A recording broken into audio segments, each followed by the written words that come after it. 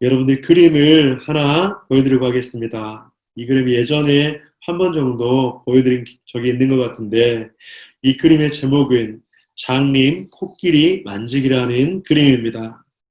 여러분들이 그림에서 보면 이 코끼리를 보고 많은 눈이 보이지 않는 사람들이 이 코끼리에 대해서 코끼리는 이렇다 저렇다 그렇게 평가를 하고 있습니다.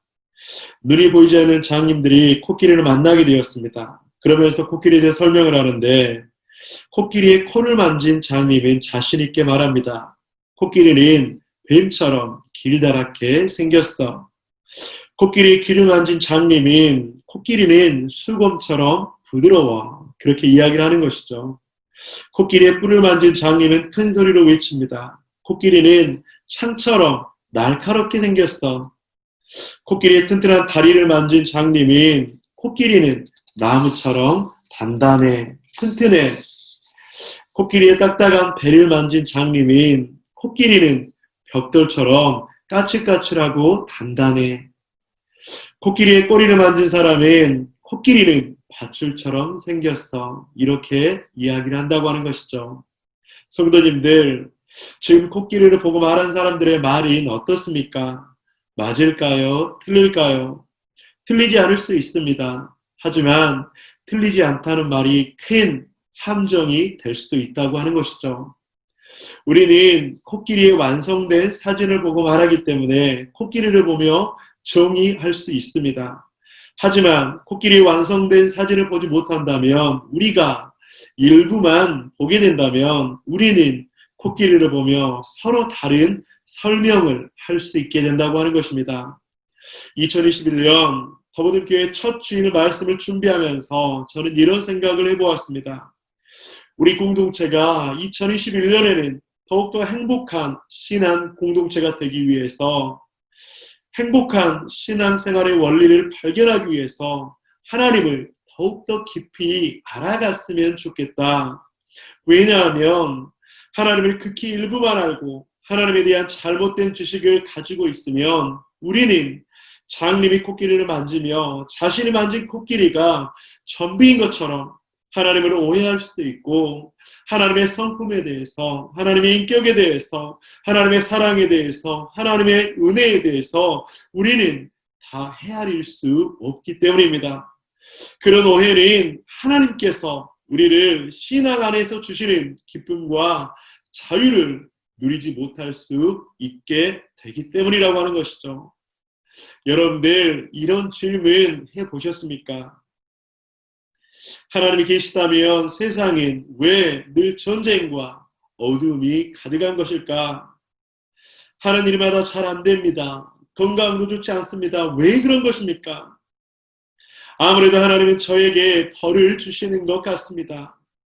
내가 뭘 잘못했는지라도 알면 고칠 텐데 답답합니다. 모든 것이 결국 어느 날 우연히 생긴 것이 아닌가요? 코로나와 같은 어려움이 왜 찾아오게 된 것입니까? 여러분들, 이 질문에 답을 하지 못하고 답을 찾지 못한다면, 이 질문에 대한 하나님의 뜻과 계획을 알지 못한다면 우리는 우리가 경험한 것에 비추어서 우리가 경험하고 알고 있는 그 지식으로 하나님을 판단할 수 있고 하나님을 생각할 수 있게 된다고 하는 것이죠. 그렇게 되면 하나님께서 주시는 신앙의 기쁨, 하나님께서 주시는 신앙의 은혜, 하나님께서 주시는 놀라운 자유함을 우리는 누리지 못할 수 있게 된다고 하는 것이죠. 그렇다면 사랑하는 성도님들, 어떻게 하면 우리는 하나님을 바로 알 수 있을까요? 어떻게 하면 하나님의 그 성품에 대해서, 하나님의 그 놀라운 주권에 대해서, 하나님의 그 인도하심에 대해서 알 수 있는 것일까요?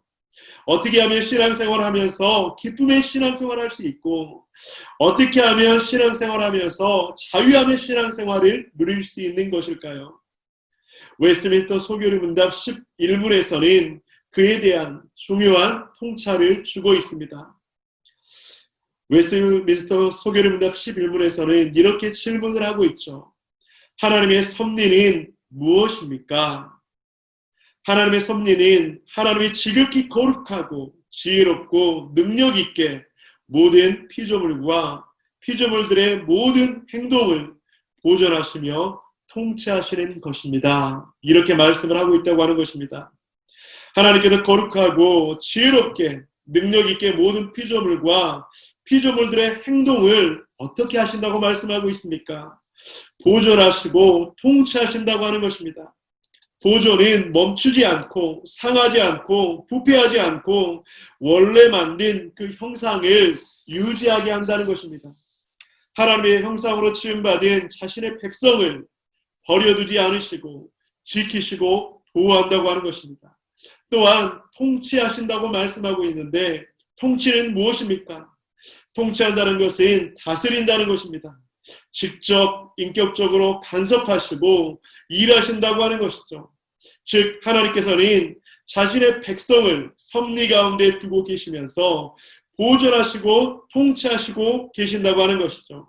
그렇다면 성도님들, 성경에서는 이 하나님의 섭리 가운데 보존과 통치의 영역이 어디인지, 보존과 통치의 대상인 누구인지, 그리고 어떻게 보존하시고 통치하고 계시는지 간단하게 성경을 한번 보도록 하겠습니다. 첫째, 하나님께서는 모든 우주를 섭리하십니다. 시편 103편 19절, 여호와께서 그의 보좌를 하늘에 세우시고 그의 왕권으로 만유를 다스리시도다. 하나님께서는 모든 우주를 섭리하시는 분이십니다. 또한 두 번째로 물질적 세계를 다스리십니다. 시편 104편 14절, 그가 가축을 위한 풀과 사람을 위한 채소를 자라게 하시며 땅에서 먹을 것이 나게 하셔서, 또한 하나님께서는 동물계를 다스리기도 하십니다. 시편 104편 21절에서 28절, 젊은 사자들은 그들의 먹이를 쫓아 부르짖으며 그들의 먹이를 하나님께 구하다가 주께서 주신즉 그들이 받으며 주께서 손을 펴신즉 그들이 좋은 것으로 만족하다가, 또한 하나님께서는 민족의 모든 일들을 다스린다고 말씀합니다. 욥기서 12장 23절, 민족들을 커지게도 하시고 다시 멸하기도 하시며 민족들을 널리 퍼지게도 하시고 다시 끌려가게도 하시며, 또한 하나님께서는 사람의 출생과 운명을 다스리십니다. 사무엘상 16장 1절, 여호와께서 사무엘에게 이르시되 내가 이미 사울을 버려 이스라엘 왕이 되지 못하게 하였거늘 내가 그를 위하여 언제까지 슬퍼하겠느냐. 너는 뿔에 기름을 채워가지고 가라.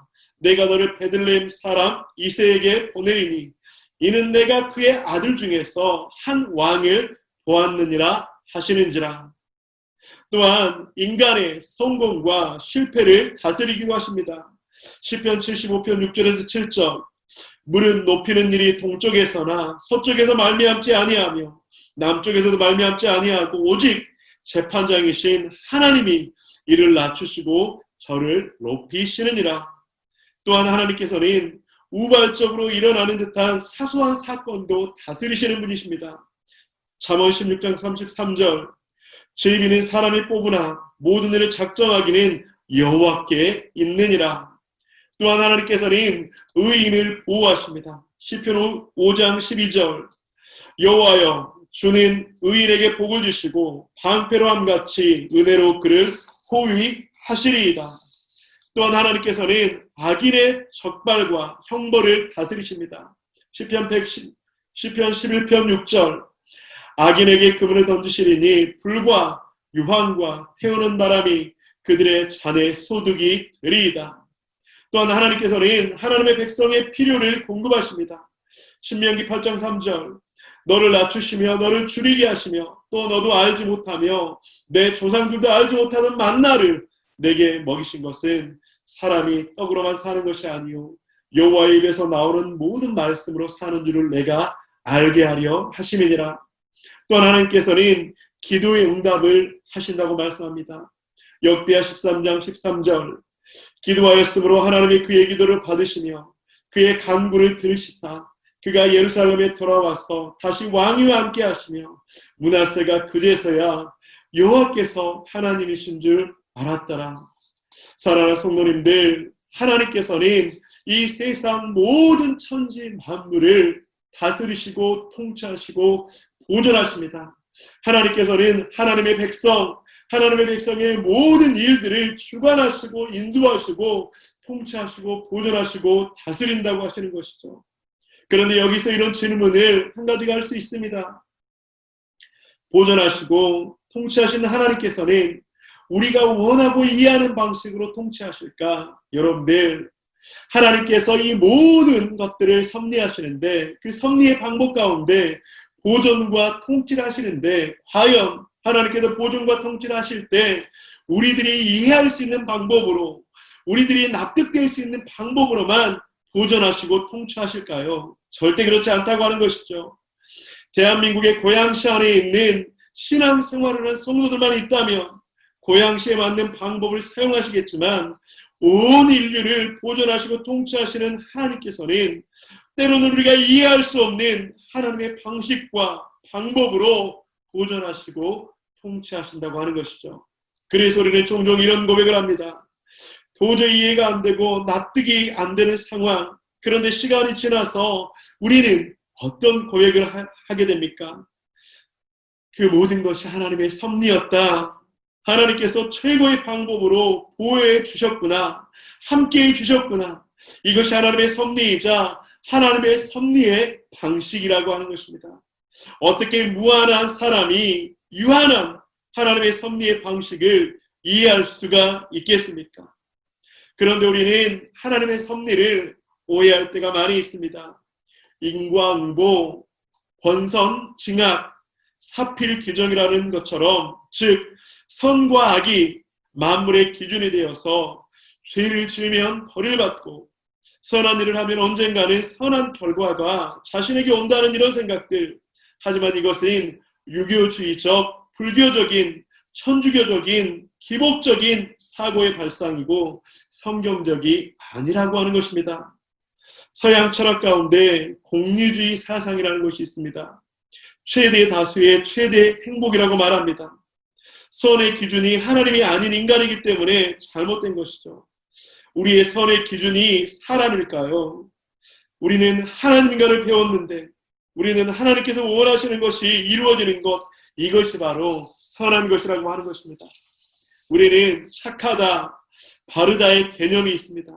그런데 이것은 하나님께서 말하는 선일까요? 그렇지 않습니다.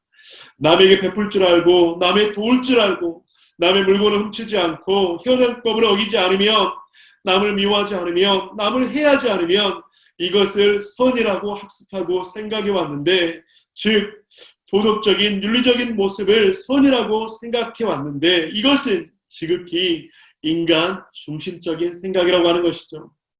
아무리 착한 일, 바른 일을 해도 하나님께서 원하시는 것이 아니면 그것은 선이 아닌 것이죠. 그래서 합력하여 선을 이룬다는 말은 하나님의 그 작정의 실행을 위해서, 하나님의 그 섭리를 위해서 보존하고 통치하실 때, 그 통치 안에 있을 때 하나님의 선을 이룬다고 할 수 있다고 하는 것이죠. 사랑하는 성도님들, 하나님의 선을 이루는 것은 하나님의 섭리 안에서 보존과 통치를 이루어 나가는, 그것이 바로 하나님의 선을 이룬다고 하는 것이죠. 성경이 가르치는 것은 세상에서 이루어져가는 모든 일들을 하나님의 계획 가운데 의도하셔서 하나님이 원하시는 뜻대로 이루어져 가신다고 하는 것이죠. 심지어 우리가 악한 마음을 먹고 악하게 행동하는 그 순간까지도 하나님의 모든 섭리 속에 있다고 하는 것입니다. 쉽게 이야기하면 왜 우리가 혼동하냐면 하나님의 작정을 위해 섭리하시는 방법이 통치와 보존인데 우리는 우리에게 주어진 현재 속에서 바라보기 때문에 이해가 되지 않는다고 하는 것입니다. 우리의 시간, 현재의 시간으로 우리는 바라보기 때문에 하나님의 섭리와 하나님의 보존과 통치가 이해되지 않는다고 하는 것이죠. 사랑하는 성도님들, 우리는 욥기서를 통해서 하나님의 섭리를 볼 수가 있습니다. 사단은 하나님께 찾아와서 욥에 대해서 이야기하죠. 저 사람이 과연 선한 사람인가? 저 사람이 과연 의인인가? 저 사람이 어려움을 겪지 않았기 때문에, 저 사람이 고통을 당하지 않았기 때문에 저 사람은 저렇게 할 수 있는 것이다. 그런데 이때 하나님은 사단에게 무엇이라고 이야기합니까? 그를 시험해 보아라. 그가 과연 내 앞에서, 하나님 앞에서 나를 경외하고 나를 사랑하는 의인인가 시험해 보아라. 다만 그의 생명은 취하지 말아라. 그렇게 이야기를 했다고 하는 것이죠. 사랑하는 성도님들, 이때부터 욥의 생명은 하나님의 섭리와 주권과 보존과 통치 가운데 있었습니다. 왜냐하면 이미 하나님께서 욥의 생명은 지키시기로 약속하셨기 때문입니다. 이미 하나님께서 욥의 생명은 절대로 취하지 말 것을, 즉 보존하고 통치할 것이라고 선포하셨기 때문입니다. 그리고 욥의 그 최후에 더 많은 축복과 하나님의 놀라운 그 사랑과 은혜는 임할 것이라고 이미 하나님께서 약속하셨기 때문입니다. 오늘 본문에서 하나님께서는 이스라엘 백성들을 하나님의 섭리 안에 두셨습니다. 이스라엘 백성들을 보존하시고 그들을 통해서 하나님의 나라를 통치하게 하셨죠. 그래서 요셉을 통해서 애굽의 총리가 되게 하시고 기근을 피해 애굽에서 언약을 이루게 하셨습니다. 그래서 하늘의 별과 같이 바다의 모래와 같이 이스라엘 백성들을 번성하게 했다고 하는 것이죠. 그런데 그 과정에서 또 이스라엘 백성은 알 수 없는 고통을 경험하며 애굽의 노예가 되었습니다. 그런데 이제 하나님께서는 이스라엘 백성들을 애굽의 노예에서 해방시키려고 합니다.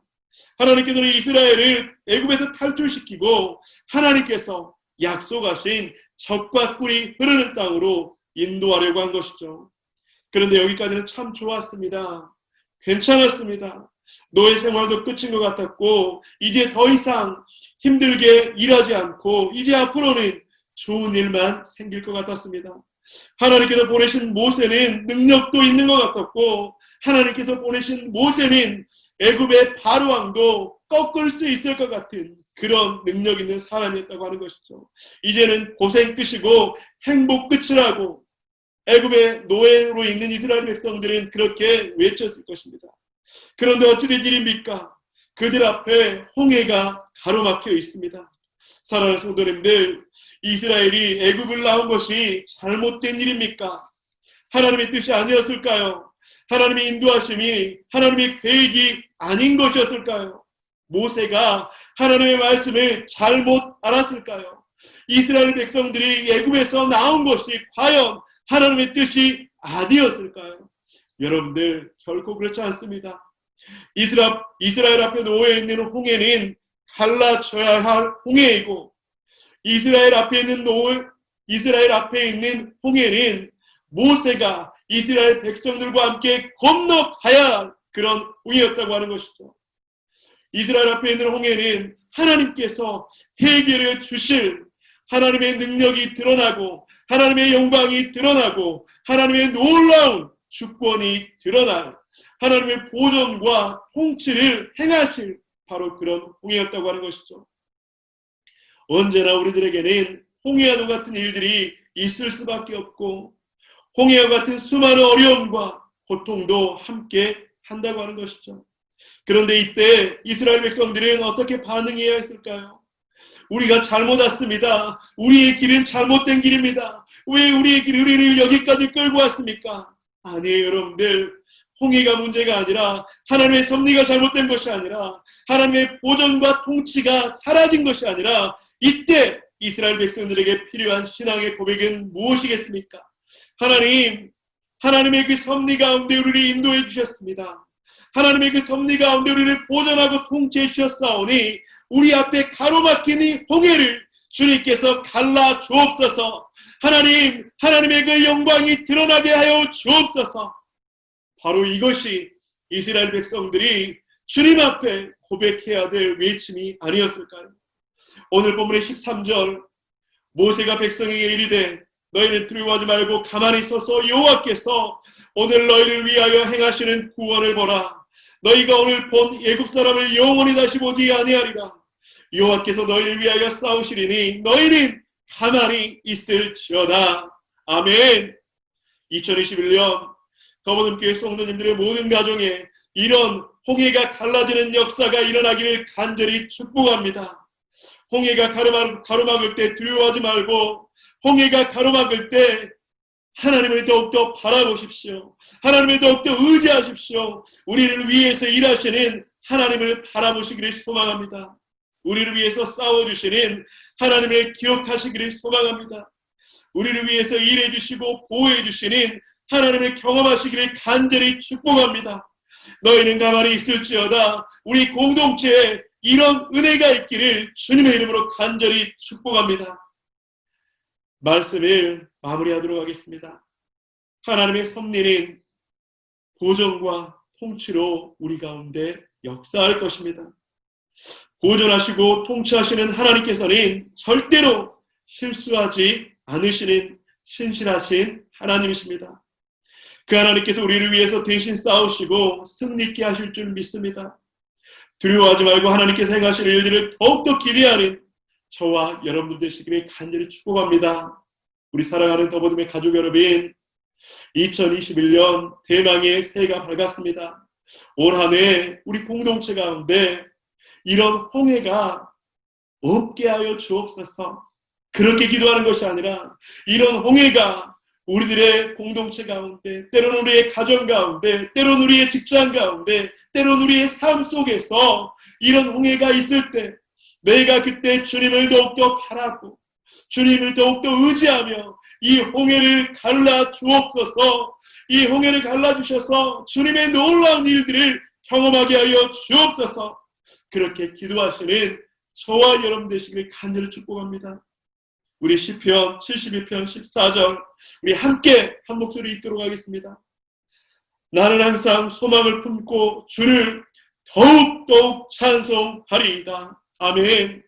우리가 소망을 품고 주를 더욱더욱 찬송할 때에 하나님의 놀라운 역사, 하나님의 놀라운 기적 같은 일들이 사랑하는 우리 더보듬의 모든 가족들에게 임하게 될지를 주님의 이름으로 간절히 축원드립니다. 기도하겠습니다.